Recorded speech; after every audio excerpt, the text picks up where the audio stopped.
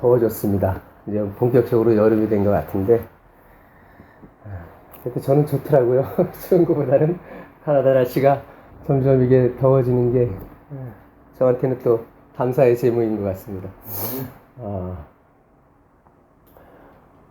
제가 이번 주 일을 하면서 아마 땀을 제일 많이 흘렸던 것 같아요. 물도 제일 많이 먹고, 이제 뭐 점점 더워지는 날씨 속에서 건강 유의하시고, 계속해서 하나님을 더욱더 바라보는 그러한 여름이 되었으면 좋겠습니다.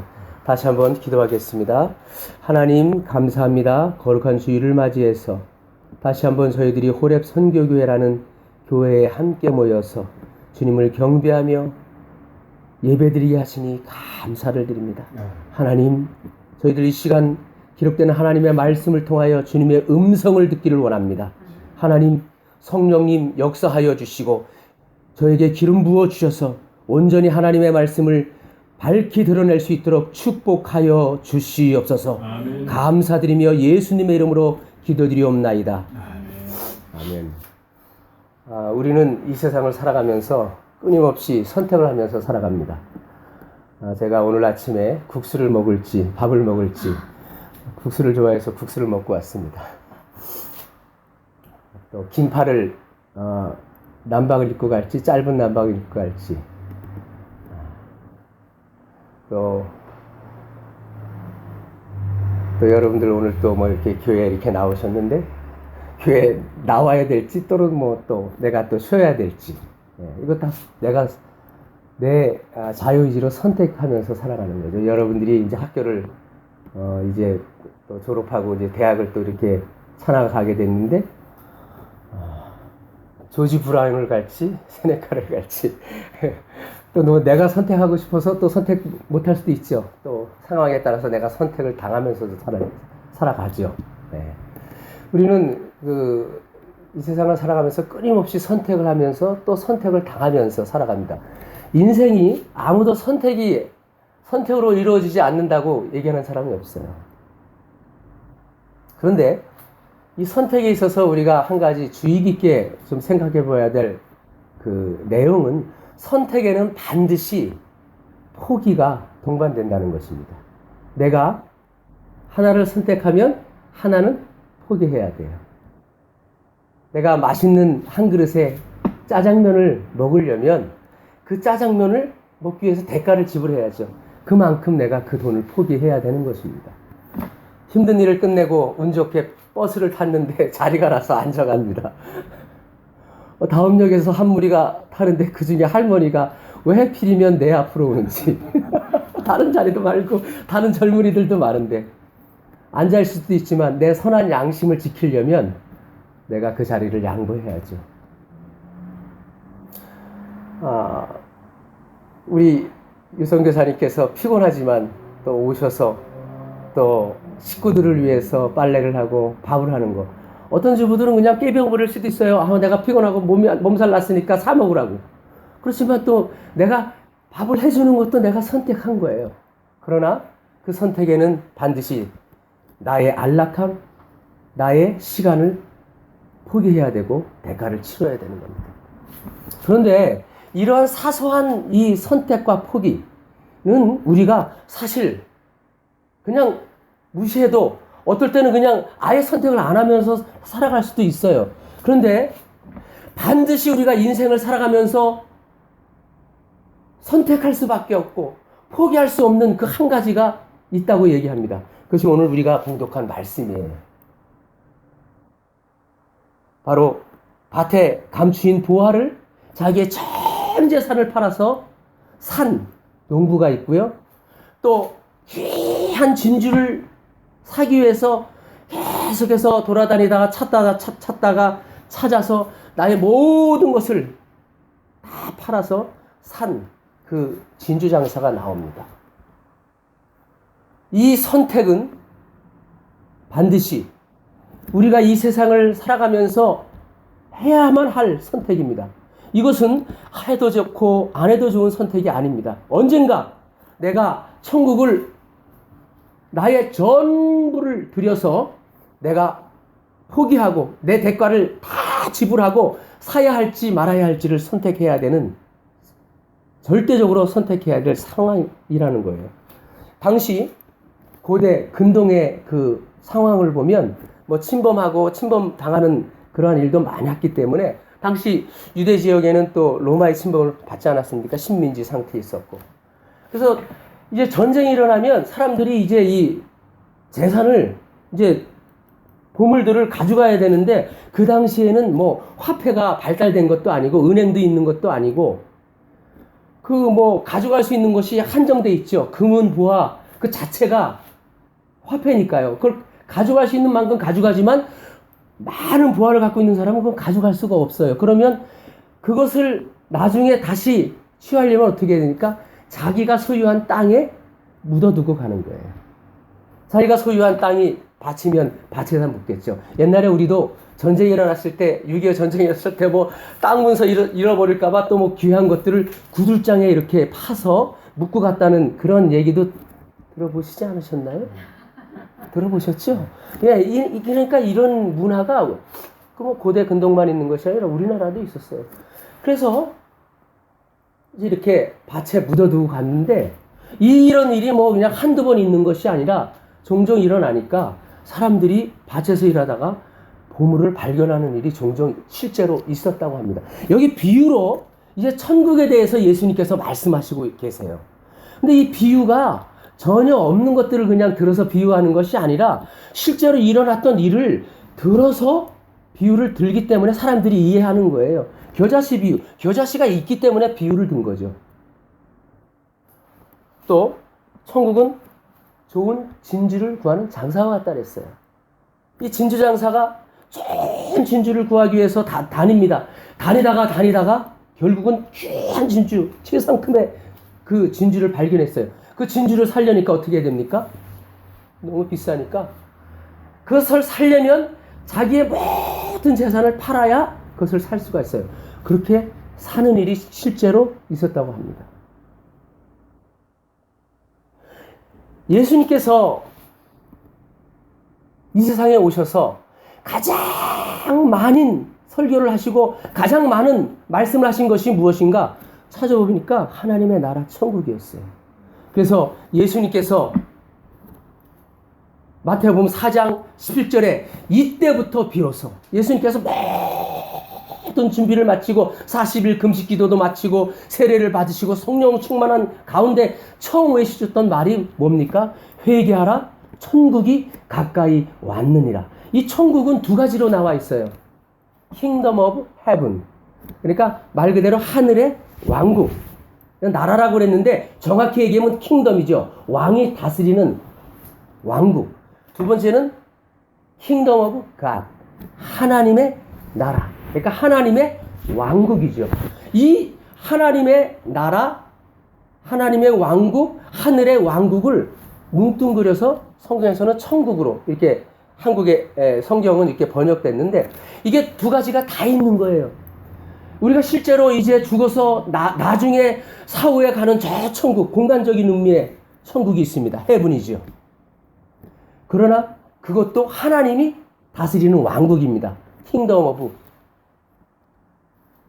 헤븐. 그리고 두 번째 킹덤 오브 갓. 하나님의 나라, 하나님이 다스리시는 모든 영역, 그것이 바로 천국이라는 거죠. 우리가 이 세상을 살아갈 때에 놓치지 말아야 되고 우리가 포기할 수 없고 반드시 사야 될 것이 있다면 바로 그것이라는 것이죠. 바로 천국입니다. 하나님의 나라, 하나님이 다스리시는 곳, 우리가 나중에 이제 죽어서 가야 할 저 하나님이 다스리는 영원한 곳, 그 천국, 그것은 우리가 결코 포기할 수 없는, 반드시 선택해야만 한다는 것입니다. 그런데 여기 두 가지 비유를 제가 이제 이렇게 이 말씀을 묵상하면서 많이 이렇게 묵상을 했어요. 본의 아니게 제가 이제 혼자 일하는 시간이 이제 많으니까 혼자 일하는 거예요. 저의 일은 8시간. 그러니까 제가 제일 좋은 게 묵상을 많이 할 수 있어서 좋더라고요. 근데 제가 이제 똑같은 점을 한번 이렇게 찾아봤어요. 같은 점이 뭘까? 공통점은 귀한 보화를 취한다는 거죠. 밭에 귀한 보화가 있어요. 그것을 내 전 재산을 팔아서 나의 모든 소유를 팔아서 사는 거죠. 두 번째, 진주장사도 귀한 진주를 산다는 거예요. 그래서 공통점은 귀한 보물을 산다는 거죠.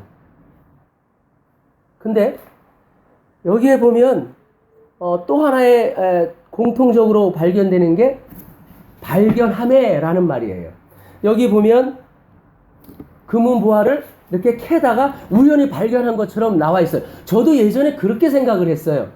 근데 제가 요번에 다시 말씀을 묵상하고 원어를 찾아보니까 이 발견하다라는 말은 휴리스코라는 원어인데 그것은 찾다가 얻다라는 말이에요. 그러니까 찾아서 얻다라는 것은 의도와 목적을 가지고 찾았다는 거예요. 그러니까 이 농부는 이 샀다고 하는 거를 보니까 자기 밭이 아닌 거예요.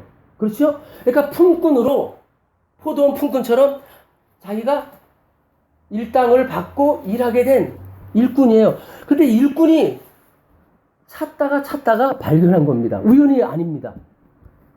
진주장사도 뭡니까? 진주를 구하기 위해서 계속해서 돌아다니다가 찾다가 찾은 거예요. 개혁성경에 보면 만남에라고 이렇게 되어 있지만 그것도 휴리스코라는 말이에요. 발견함에. 우리가 그 읽은 말씀은 발견함에 이렇게 동일하게 나와 있지만 옛날 개혁성경은 만남에라고 나와 있더라고요. 어쨌든 동일한 거는 귀한 보화를 샀다는 거죠. 두 번째로는 그것은 의도적으로 찾다가 얻게 되었다는 거예요. 이것이 같은 공통점입니다. 그런데 왜 그러면 굳이 이 귀한 보화를 전 재산을 들여서 발견하고 찾았다는 거에 공통점이 있다면 뭐하러 굳이 두 표현을 했을까? 다른 점이 뭘까? 찾아봤어요. 제가 놀라운 점을 발견했어요. 다른 점이 천국은 첫 번째 비유는 밭에 감추인 뭐와 같다? 보화와 같다 그랬어요. 천국은 보화와 같이 귀중하다는 거예요. 그런데 두 번째 비유는 천국이 뭐와 같다고 표현합니까? 한번 보세요. 말씀 한번 보세요. 찬아, 말씀 한번 보세요. 네, 한번 말씀을 오늘 좀 보면서 한번 보겠습니다. 한번 말씀을 보세요. 46절로 7절. 네, 보면 뭐라고 얘기합니까? 예?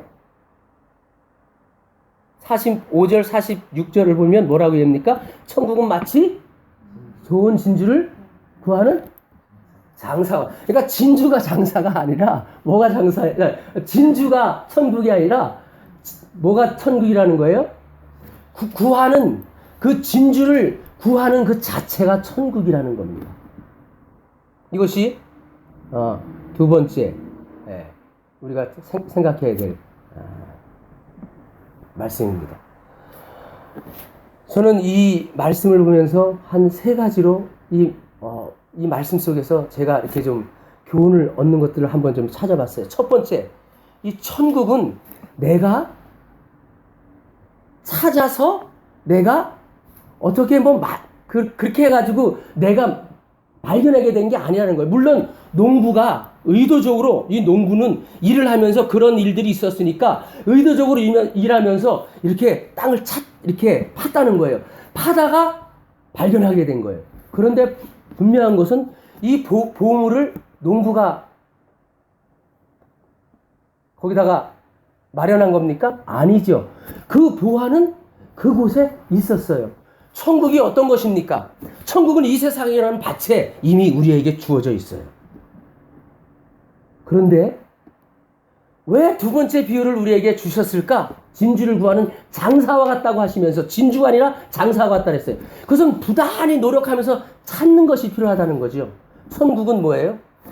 이 세상에 하나님께서 거저 주어졌지만 구원은 우리가 은혜로 거저 받지만 우리가 구원받아서 하나님의 천국 백성으로 우리가 계속해서 천국을 소유하려면 하나님의 다스리심과 통치하심과 인도하심을 우리가 계속 추구하려면 어떻게 해야 된다는 거예요? 그것은 좋은 구하는 장사치와 같이 계속해서 찾아다녀야 된다는 거예요. 그 농부도 어떤 의도와 목적을 가지고 찾았던 것처럼 우연히 발견한 게 아니에요. 천국은 이 세상에 이미 하나님께서 우리를 위하여 예비하시고 준비하셨지만 그 천국을 우리가 소유하는 것은 반드시 뭐가 따라야 되는 겁니까? 대가가 따라야 되는 거예요. 시간을 들여야 되고요. 돈을 들여야 되는 거예요. 여기에 보면 그 농부가 자기의 모든 것을 팔았다고 얘기하는데 그 NIV 성경을 보니까 이렇게 얘기했어요. Sold all he had라고 나왔어요. 그러니까 그가 가진 전부를 팔았다는 거예요. 그 진주 장사가 진주를 사기 위해서 살 때 거기는 뭐라고 얘기했냐면 sold everything he had라고 나왔더라고요. 그러니까 그가 가지고 있는 모든 것들을 팔았다는 거예요. 저는 이거에 정말 묵상하면서 모든 것, 그 사람이 가진 게 모든 거예요. 근데 그 당시에 이 사람이 그 진주를 사려면 돈이 있어야 되는데 돈이 모자라면 못 살 거 아니에요. 그런데 이거 사기만 하면 대박입니다. 왜? 내가 2억에 샀어도 이 진주가 20억이면 10배의 장사가 되는 거예요.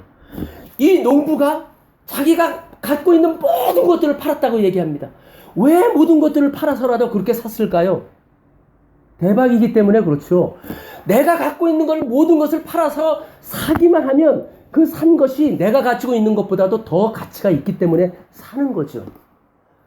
자기가 가지고 있는 게 10억, 10억이 어떻게 해서 하여간 자기가 농부가 가지고 있는 걸 다 팔았는데 하여간 뭐 1,000만 원 정도 됐다고 합시다. 이 1,000만 원 가지고 샀는데 이게 100억이에요.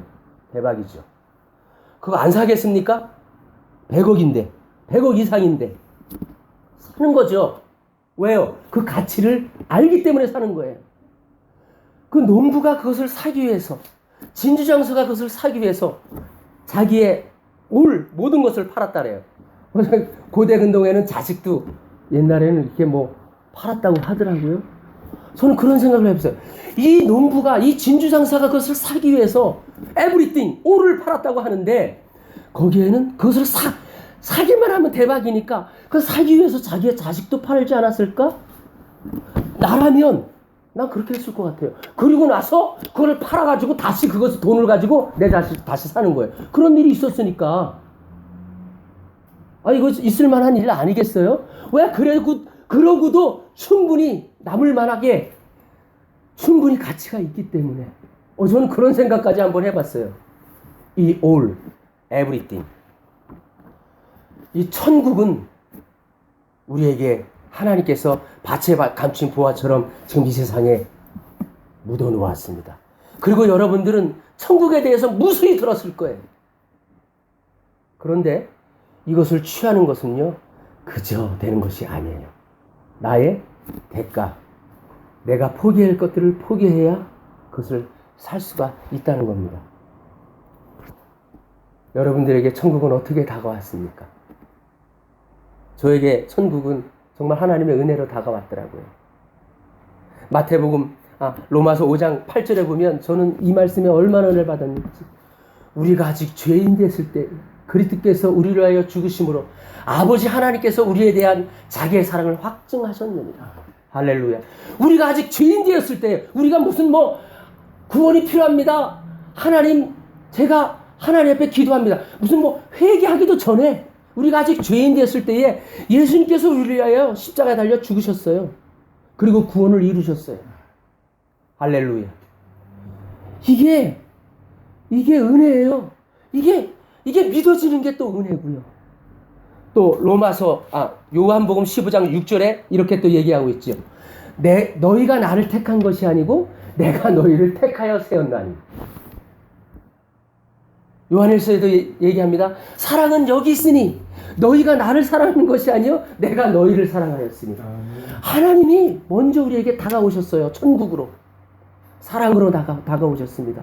그리고 그 천국을 보여주셨습니다. 은혜입니다. 구원 은혜입니다. 그런데요, 그 천국을 우리가 살려면 어떻게 됩니까? 대가를 지불해야 돼요.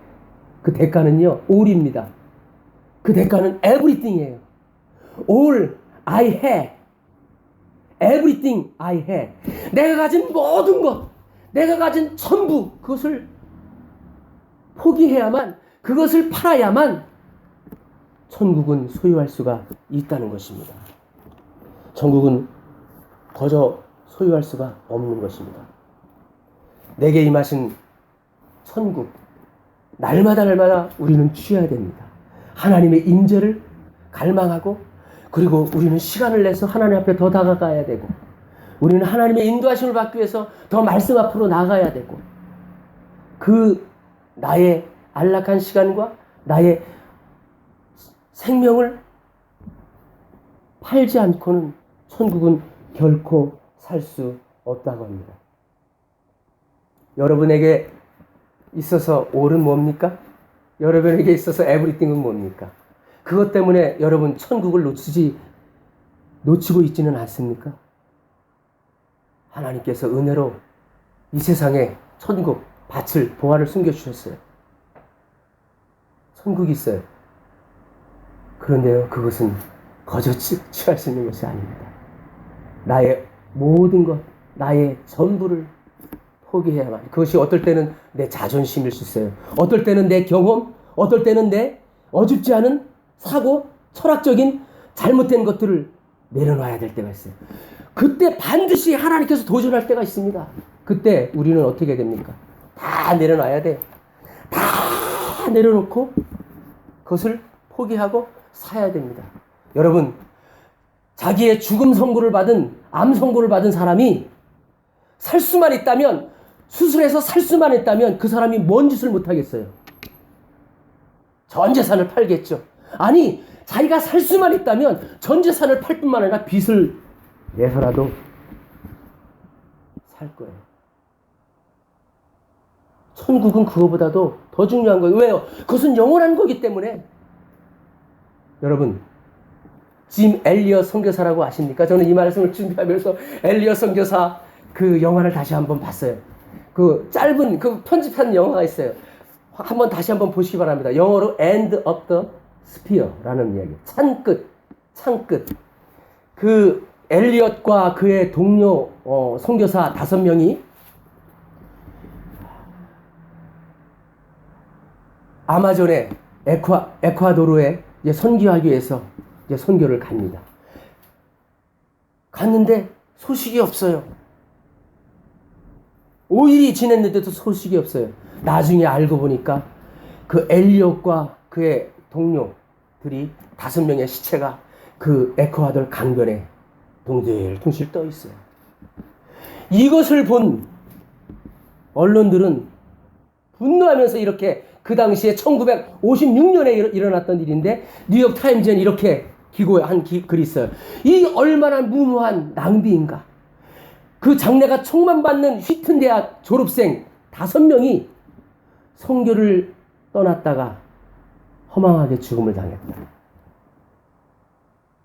그러나 그의 대학에서 발견된 엘리엇의 일기에는 다음과 같이 써 있었습니다. 유명한 명언이죠. 영원한 것을 위해 영원하지 않은 것을 포기하는 자는 결코 바보가 아니다. 영원한 것을 위해 영원하지 않은 것을 포기하는 자는 결코 바보가 아니다. 그 기사 내용을 썼던 기자가, 이야기는 여기서 끝나지 않습니다. 그 아내한테 와서 인터뷰합니다.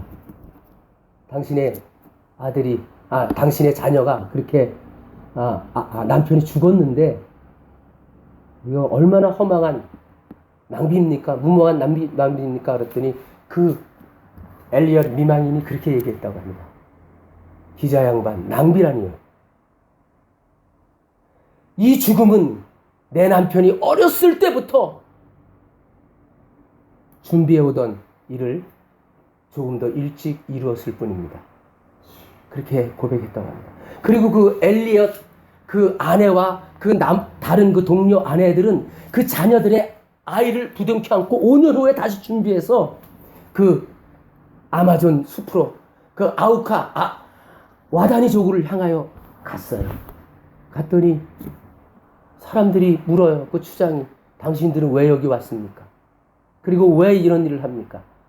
사실 우리는 당신들이 죽인 그 5명의 선교사들의 아내고 우리는 하나님의 영원하신 그 사랑 때문에 왔습니다. 그렇게 고백했다고 합니다.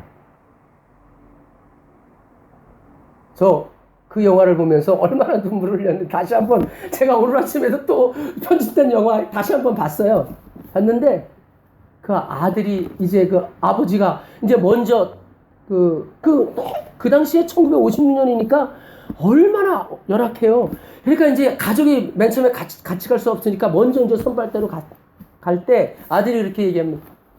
아빠, 그 원주민 와다니족이 아빠가 그렇게 하나님의 사랑을 가지고 가더라도 그 사람들이 아빠를 공격하고 해치면 어떻게 할 거예요? 방어 수단은 있습니까? 총은 쏘실 건가요? 그랬더니 아빠가 그렇게 대답합니다. 총은 가져가지만 쏠 수 없다. 왜요? 우리는 천국에 갈 준비가 됐지만 그들은 아직 천국에 갈 준비가 되지 않았지 않니? 실제로 그들이 창 끝에 죽임을 당할 때 총이 있었지만 총을 한 발도 쏘지 않았다고 합니다. 그리고 그 아들이 그 아빠가 죽을 것을 어떻게 예언을 했는지 아빠 그럼 공격하면 그때 이 말은 꼭 한다고 약속해 주세요. 한 가지만 약속해 달라는 거예요. 그랬더니 그 아빠가 너 꼭 한 가지만 약속하라는 게 꼭 네 엄마처럼 나한테 얘기하는구나. 이제 그렇게 얘기하면서 그렇게 얘기합니다. 뭐냐? 내가 들어줄게. 아빠 이 한 가지만 명심하고 꼭 들어주세요. 공격하면 이 말을 꼭 하세요. 부와 부이 눈바라는 말을 하세요. 그게 무슨 뜻입니까? 나는 당신의 진실한 친구입니다. 이게 무슨 말이야? 와다니 말이에요. 내가 아빠를 위해서 내가 배웠어요. 그리고 아들이 그 아빠를 위해서 부와 눈바라는 말을 알려줘요. 실제로 그 추장이 와다니족 청년이 자기를 죽일 때 창에 찔리면서 그 엘리엇은 그렇게 얘기합니다. 부와 눈바. 찔르다가 그 얘기를 하니까 그 청년이 깜짝 놀라는 거예요. 멈칫하고 더 이상 찌르지 못하고. 어쨌든 그렇게 해서 죽어갔어요. 왜? 지금 엘리엇과 그 장래가 촉망받는 그 히튼 대학 젊은이들이 그렇게 원주민의 창끝에 죽어갔을까요? 저는 딱 한 가지라고 얘기합니다. 그분들은 천국을 발견했기 때문에 그래요. 그 천국의 가치를 알았기 때문이에요. 그리고 그 분들은 천국을 지금 누리고 있기 때문에 그 누림의 그 선상 속에서 하나님의 인도하심을 받고 그것을 간 거예요. 그러다가 죽은 겁니다. 영원한 천국. 그 천국을 취하기 위해서 계속해서 삶 속에서 취하기 위해서 그렇게 가다가 순교를 당한 겁니다. 그래서 그는 그렇게 고백할 수 있었죠. 영원한 것을 위하여 영원하지 않는 것을 포기하는 자는 결코 바보가 아니다.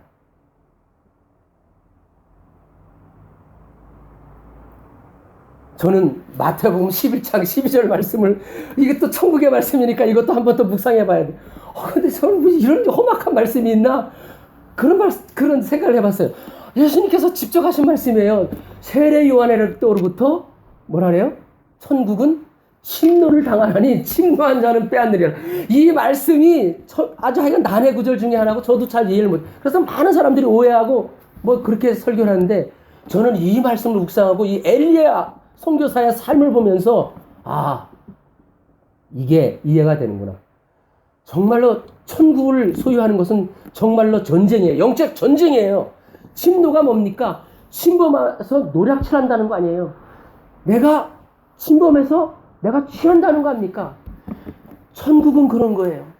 짐 엘리엇 선교사와 그 동료 선교사들이 그 천국을 소유했고 그리고 계속해서 그 천국의 하나님의 다스림을 받으면서 그 사역을 나갔을 때에 그들은 침노하는 자였어요. 어떻게 보면 와다니족에게는 침노하는 자였죠.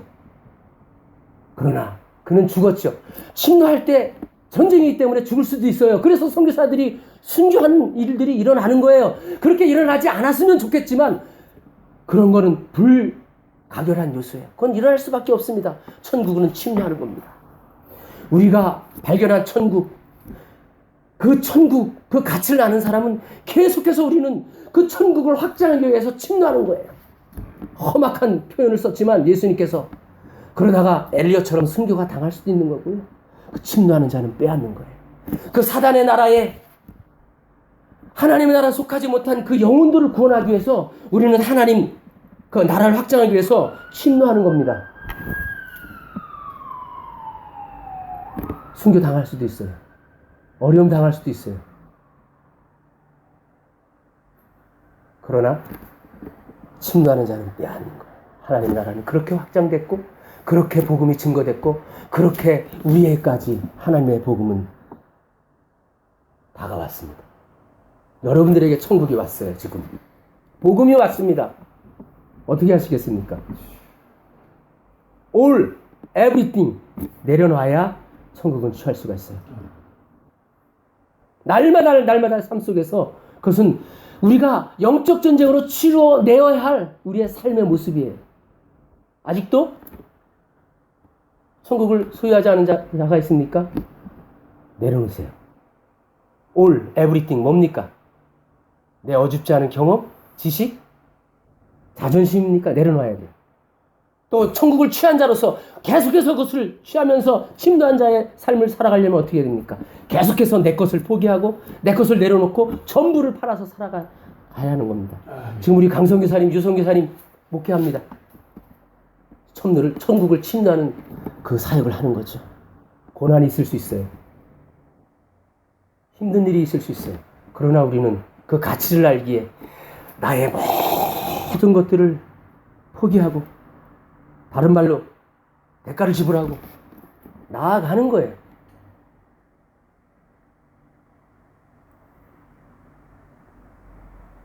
저는 이러한 은혜가 오늘 예배드리는 모든 심령들에게 충만한 임하기를 예수님의 이름으로 부탁드립니다.